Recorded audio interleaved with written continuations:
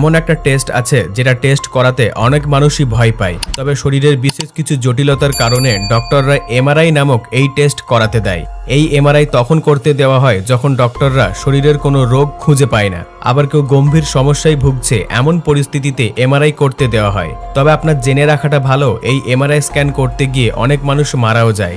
এখন হয়তো আপনার মাথায় প্রশ্ন আসতে পারে কেন মারা যায়, আর এই টেস্টের মধ্যে কি এমন ভয়ের কারণ রয়েছে, আর এই টেস্ট করতে কত টাকা খরচ হয়, আর কোন কোন মানুষদেরকে এই টেস্ট করানো যাবে না। এই রকমই আরো কিছু গোপন তথ্য রয়েছে যা আজকের ভিডিওতে বিস্তারিত জানতে চলেছেন। তবে যদি আপনার এমআরআই স্ক্যান হয়ে থাকে আর যদি নাও হয়ে থাকে, তাহলে আপনাদের প্রত্যেককে রিকোয়েস্ট করব আজকের ভিডিওটি শেষ পর্যন্ত আমার সঙ্গে যুক্ত থাকুন। তাহলে চলুন শুরু করা যাক। সর্বপ্রথম জেনে নিন এমআরআই এর full form magnetic resonance imaging. শরীরের যে কোনো জায়গায় মাথার চুল থেকে শুরু করে পায়ের নখ পর্যন্ত সব জায়গা পরীক্ষা করার জন্য এমআরআই স্ক্যান তৈরি হয়েছে।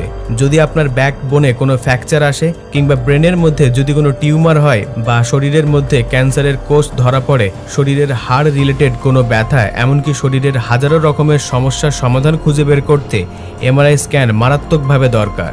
এবার চলুন বলে দিই এই এমআরআই স্ক্যানের খরচ কত। এমআরআই স্ক্যানের খরচ নিয়ে অনেক মানুষ পাগল হয়ে ওঠে। তারা ভাবতে থাকে যে এত খরচ কিভাবে করব। আসলে ভিন্ন হসপিটাল কিংবা নার্সিংহোমে এর খরচ ভিন্ন রকমের হয়ে থাকে। তবে গভর্নমেন্ট হসপিটালে প্রাইভেট নার্সিংহোমের তুলনায় অনেক খরচ কম হয়ে থাকে। শুধু তাই নয়, আপনার শরীরের কোন অঙ্গে এমআরআই হবে সেটার উপর নির্ভর করছে এই খরচ। তাই প্রত্যেকটা মানুষের একই খরচ হবে এটা কখনোই সম্ভব নয়। যদি শরীরের একটা অঙ্গে স্ক্যান করতে হয় তাহলে এটা অনেক কম খরচে হয়ে যাবে। যদি গোটা বডি স্ক্যান করতে হয় তাহলে খরচ 4 গুণ বেড়ে যাবে। তবে যদি এভারেজ একটা খরচের কথা বলি তাহলে মোটামুটি 2.5 থেকে 3 হাজারের মধ্যে এটা শুরু হয় এবং শেষ হয় 25,000-এ গিয়ে। এখন বলতে চলেছি সব থেকে বেশি জিজ্ঞাসা করা প্রশ্নের উত্তর।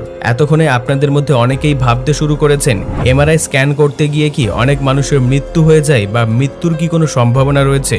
দেখুন, এক্ষেত্রে পরিষ্কার করে একটু তথ্য দিই। এমআরআই স্ক্যান করতে গিয়ে যে কারোরই মৃত্যু হতে পারে যদি কোনো রকমের নিয়মের মধ্যে ভুল বা ত্রুটি থাকে। তবে এমআরআই করতে গিয়ে যদি সব নিয়মগুলিকে ভালো করে মেনে চলেন তাহলে আপনার মৃত্যুর কোনো সম্ভাবনা নেই। এবার এখানে কি নিয়ম রয়েছে সেগুলি একটু ভালো করে জানতে হবে। এমআরআই স্ক্যান রুমের ভিতরে ঢোকার আগে কিছু গাইডলাইন্স আছে আর কিছু সতর্কবার্তা আছে। তবে এই নিয়মগুলি এবং গাইডলাইন্সগুলি ডক্টর বাবু আগে থেকেই বলে দেবে। এই শর্তগুলি যদি না মানা হয় তাহলে আপনার মৃত্যু পর্যন্ত হতে পারে। এবার জেনে নিন এমআরআই স্ক্যানটা কিভাবে করা হয়। পেশেন্টকে এমআরআই মেশিনে ঢোকানোর আগে একটা সাদা বা নীল রঙের কাপড় পরানো হয়, যেটা নিচের অংশ ফাঁকা এবং একটু ঢিলে ঢালা হয়। এমআরআই স্ক্যান রুমে ঢোকানোর আগে পেশেন্টের শরীর থেকে সব রকমের মেটাল কিংবা লোহার জিনিসকে সরিয়ে ফেলা হয়, যেমন হাতের ব্রেসলেট, আংটি, গলার চেন ইত্যাদি। শুধু তাই নয়, যে সকল পেশেন্টের আগে ফ্র্যাকচার হয়েছে বা অপারেশন হয়েছে আর যদি শরীরের ভিতরে কোনো পাত লাগানো থাকে সেটাও কিন্তু এমআরআই করার আগে ডক্টর বাবুকে বলে দিতে হবে। যদি সেই তথ্য না দেওয়া হয় তাহলে স্ক্যান করার সময় পেশেন্টের প্রাণও চলে যেতে পারে। সবকিছু প্রক্রিয়া বা নিয়ম শৃঙ্খলা মানার পর পেশেন্টকে ভরে দেওয়া হয় এমআরআই মেশিনের মধ্যে। মেশিনে প্রবেশ করানোর পর বাইরে থাকা চুম্বকগুলি প্রচণ্ড গতিতে ঘুরতে থাকে আর এর মধ্যে থেকে একটা বিকট শব্দ বের হতে থাকে, যার ফলে একটা ছবি তৈরি হয়। এই ছবি শরীরের সমস্ত জায়গার ছবি, যেটা ডক্টর বাবুরা বাইরে থেকে কম্পিউটারে বসে দেখতে পান। এই কম্পিউটারকে এমআরআই চুম্বকীয় তরঙ্গ থেকে সুরক্ষিত রাখার জন্য বা বাঁচানোর জন্য আলাদা একটি ঘরে রাখা হয়। এমআরআই হওয়ার সময় হসপিটালের মধ্যে পেশেন্টের কানের মধ্যে হেডফোন পরিয়ে দেওয়া হয়, কারণ মেশিনের মধ্যে এক ভয়ঙ্কর এবং প্রবল জোরে বিদ্যুটে শব্দ তৈরি হয়। এতে করে অনেক পেশেন্ট ভয় পেয়ে যায়। এতে করে হৃদরোগে আক্রান্ত মানুষের হার্ট অ্যাটাক পর্যন্ত হতে পারে। তবে ভয় পাওয়ার কোনো কারণ নেই, কারণ এটা খুবই সহজ একটা প্রক্রিয়া। কিছু পুরাতন মেশিনে এই আওয়াজ অনেক বেশি হয় আর মডার্ন টেকনোলজিতে তৈরি করা নতুন মেশিনগুলিতে এই শব্দ অনেক কম হয়। এমআরআই স্ক্যান 2 থেকে 10 মিনিটের মধ্যে হয়ে থাকে। আবার কিছু সময় পেশেন্টকে বাইরে বের করে আবারও 2 মিনিট অন্তর অন্তর ভিতরে ঢোকানো হয়। কিছু সময় মেশিনের মধ্যে পেশেন্টকে জোরে জোরে শ্বাস নেওয়ার জন্য বলা হয়, আবার কিছু সময় শ্বাস ধরে রাখার জন্য বলা হয়। তবে ভিন্ন পেশেন্টের সমস্যা খুঁজে বের করার জন্য আলাদা আলাদা টাইম নেওয়া হয়। এক্স-রে এবং সিটি স্ক্যানের মতো হানিকারক রশ্মি দিয়ে এই টেস্ট করানো হয় না, তাই এটা অন্যান্য পরীক্ষার তুলনায় অনেকটাই সেফ। এতক্ষণে আপনি বুঝে গিয়েছেন এমআরআই স্ক্যান কিভাবে করা হয়। এবার চলুন আপনাদেরকে বলে দিই এই এমআরআই স্ক্যানটা আসলে কি জিনিস আর কিভাবে এটা কাজ করে। এখনো পর্যন্ত গোটা পৃথিবী জুড়ে সবথেকে অ্যাডভান্স মেশিন হচ্ছে এটা। এই মেশিনের সাহায্যে শরীরের নিখুঁত ছবি তৈরি করা যায়। এই ছবিগুলি এতটাই নিখুঁত হয়ে থাকে যে বিনা অপারেশন করে বোঝা যায় শরীরের কোথায় কি রয়েছে, বা বলতে পারেন শরীরের ভিতরে কোনো ক্যামেরা না পাঠিয়ে বা শরীরকে কোনো রকমের ফুটো না করে পরিষ্কার বোঝা যায় শরীরের কোথায় কি হয়েছে বা কি রয়েছে। যে কোনো রোগের খুবই সূক্ষ্মভাবে ট্রিটমেন্ট করার জন্য এমআরআই স্ক্যান খুবই দরকারি একটা পরীক্ষা। যখন আমরা কোনো কিছু নিয়ে ভাবি বা ঘুমানোর সময় আমাদের মস্তিষ্কের মধ্যে কি কি হয় সেই সব কিছু এমআরআই স্ক্যান দ্বারা খুঁজে ফেলা সম্ভব। আমাদের মস্তিষ্কের সকল প্রকার কার্যপ্রণালী সর্বস্ব সবটা এই এমআরআই স্ক্যানের মাধ্যমে ধরা পড়ে যায়। এবার চলুন বলে দিই এই এমআরআই স্ক্যান করার সময় কি কি সাবধানতা অবলম্বন করতে হয়।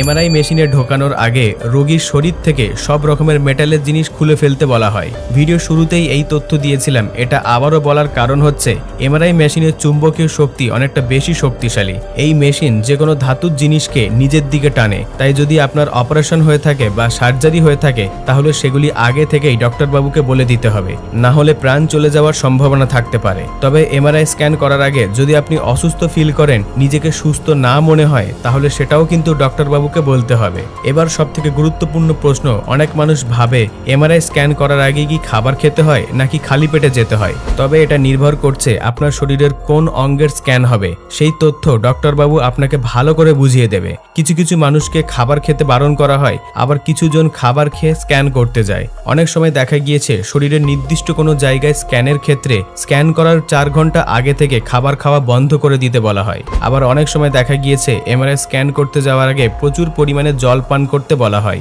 এই সমস্ত ব্যাপারগুলি ডক্টরবাবু পেশেন্টের রোগের উপর ভিত্তি করে বলে থাকে। উল্টো দিকে যদি কোনো মহিলার এমআরআই স্ক্যান হয় আর সে যদি ভিতর থেকে প্রেগনেন্ট হয়ে থাকে, তাহলে সেই তথ্য ডক্টরকে আগে থেকেই বলে দিতে হবে। কারণ এমআরআই মেশিন থেকে যে রেডিও ওয়েভগুলি বের হয় সেটা কিন্তু গর্ভাশয়ে থাকা বাচ্চার জন্য ক্ষতিকারক হতে পারে। তবে ব্যাপারটা এই রকম নয় যে ডক্টররা যখন কোনো কিছু বুঝে উঠতে পারে না তখনই পেশেন্টকে এমআরআই এর মধ্যে ঢুকিয়ে দেওয়া হয়। অনেক সময় পেশেন্টের সমস্যা কতটা জটিল সেটা জানার জন্য এমআরআই মেশিনে পাঠানো হয়। এবার অনেকের মনে প্রশ্ন আসতে পারে এমআরআই স্ক্যান এবং সিটি স্ক্যানের মধ্যে তফাৎটা কোথায়। চলুন এ বিষয়ে বিস্তারিত জেনে নেওয়া যাক। এটা অনেক মানুষের উপকারে আসবে ভবিষ্যতে।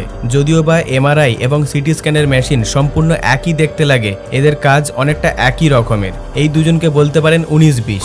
এদের দুজনের মধ্যে অল্প মাত্রায় ডিফারেন্স রয়েছে, তবে সেই ডিফারেন্সটি কি সেটা একটু জেনে নেওয়া যাক। একদিকে এমআরআই মেশিন রেডিও তরঙ্গের দ্বারা কাজ করে, আবার উল্টো দিকে সিটি স্ক্যান মেশিন এক্স-রে দ্বারা কাজ করে। ভিন্ন রকমের সমস্যা অনুযায়ী ডক্টর বাবুরা বিভিন্ন রকমের টেস্ট করতে বলে পেশেন্টকে। তবে এখানে একটা কথা আপনাদের অবশ্যই জেনে নেওয়াটা দরকার, বারংবার একটা পেশেন্টকে একই রকমের টেস্ট করানো হয় না। যতটা সম্ভব ততটা কম করানো হয় এই ধরনের টেস্টগুলি। বারংবার এই রেডিয়েশন ব্যবহার করলে এগুলি শরীরের জন্য ক্ষতিকারক হতে পারে। তবে সিটি স্ক্যানের থেকে এমআরআই স্ক্যান অনেকটা বেশি সুরক্ষিত। অন্যদিকে এমআরআই মেশিনের থেকে সিটি স্ক্যান মেশিন খুবই কম শব্দ বের করে। সিটি স্ক্যান মেশিন শান্তিপূর্ণভাবে কাজ করে। এই সকল তথ্যের বাইরে যদি আপনার কোনো কিছু জানার থাকে তাহলে নিচে কমেন্টে অবশ্যই জানাবেন, আর যাতে করে সকলের হেল্প হয় এবং সকলকে আগাম সতর্ক করার জন্য ভিডিওটিকে শেয়ার করে দেবেন। ভিডিওটিকে লাইক দিয়ে সাবস্ক্রাইব করে আমাদের পাশে থাকবেন।